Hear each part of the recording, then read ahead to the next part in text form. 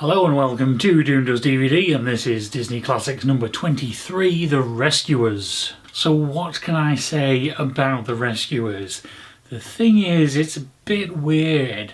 On one hand, I have this feeling that I have seen it. On the other hand, I don't remember a single thing about it. So my only thought is maybe I've seen it just the once, a long time ago. But it's also one of those ones that feels a bit out of time.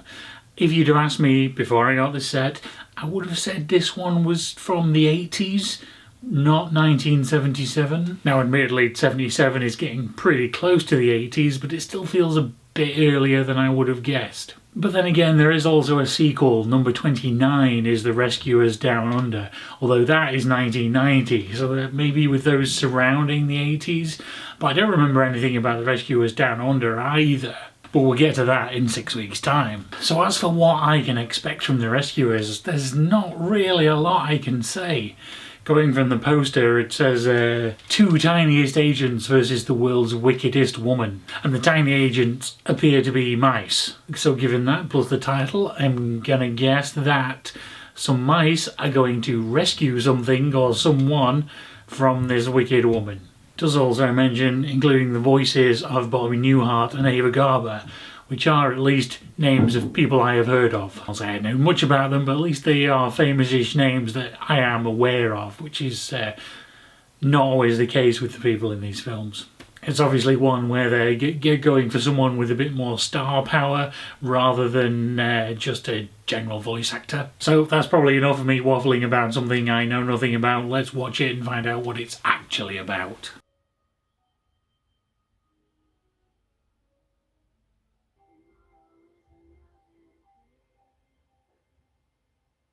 Okay, so having now seen that, I am pretty sure that I had never seen it before this time. And I've been thinking about why I thought I might have seen it, and eventually I realised I think I'm mixing this up with Chip 'n Dale Rescue Rangers. That seems to be a very similar concept, but with chipmunks instead of mice. And Chip 'n Dale are Disney characters, it's just that Chip 'n Dale Rescue Rangers particularly was a TV series, not a feature film. And that TV series was broadcast between 1989 and 1990, so that's a lot closer to the 80s I was remembering, although we're still very on the edge of it. But again, decades are not really a very precise measurement of when things happened, particularly when it comes to your memory of them, and there are plenty of things I can think of that go all the way up to like 94, 95 that in my head I still think of as the 80s. But anyway, enough of Chip 'n Dale, let's talk about The Rescuers, which feels very 70s. The music here's got a very light, cheerful and friendly 70s folk vibe, which really dates it to that era. And in general, that was nice, just not particularly memorable, but it did also have a very good score to go with it and everything else. What it was let down with a bit was the animation. There are some wonderful looking backgrounds and there's some great character design, but then there are also places where you can see they seem to have skimped a bit and it gets a bit janky. There were a few cases where I noticed that some of the characters just didn't really feel like they were well integrated with the background.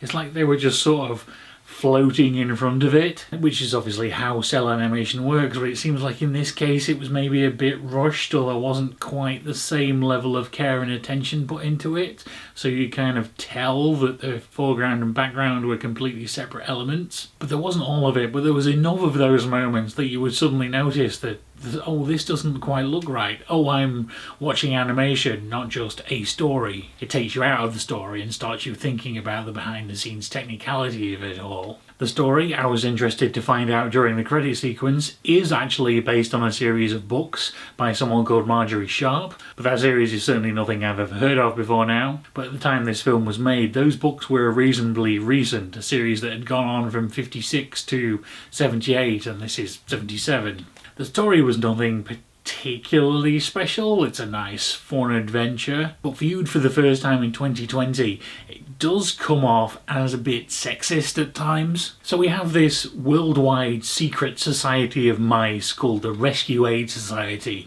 and they meet underneath the UN building in New York. They receive a message in a bottle from a young girl who needs help. The Hungarian mouse representative, Miss Bianca, volunteers for the mission. But the big mouse in charge is fairly hesitant because she's a woman, but eventually decides, well, someone's got to be the first. Everyone's worried that she might get hurt, and so it's suggested that she take someone with her as a co-agent. Pretty much every male mouse in the building then volunteers to be the co-agent, but then Miss Bianca picks the one person who hasn't volunteered, the janitor Bernard, who's sort of standing off to the side. And you know, that would have been fine if then from that point Miss Bianca had taken charge and got on with the mission, but that's not really what happens. For some reason, Bernard the janitor kind of takes the lead from that point, even though Miss Bianca is in theory a trained member of the Rescue Aid Society and Bernard's just the janitor.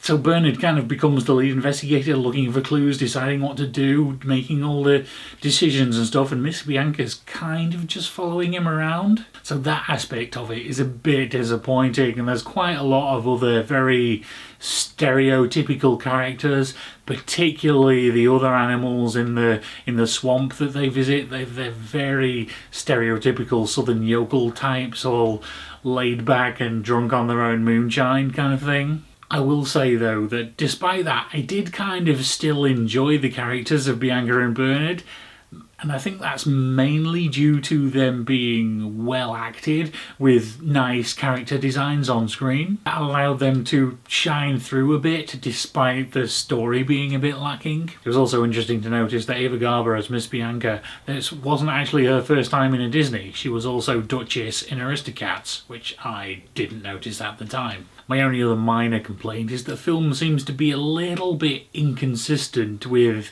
how much the humans know about this underground secret society of talking animals in this world. At some point it seems to imply that only children can talk to the animals, but then also the evil Lady Medusa has 2 pet crocodiles which she gives commands to, as if she knows that they understand and can do that thing. And at one point, you know, she tells them off for playing an organ, which is something crocodiles can do apparently, or perhaps they're alligators, but because the mice are inside the organ. But it's like, she's not surprised by that, she's just annoyed by that. But you know, that's probably getting a little bit nitpicky for a children's film. So overall, this was, you know, a fun adventure, nothing particularly amazing, but I enjoyed it. What are your thoughts on The Rescuers? Tell me about those in the comments down below. Thank you very much for watching, and I will see you again next week with The Fox and the Hound.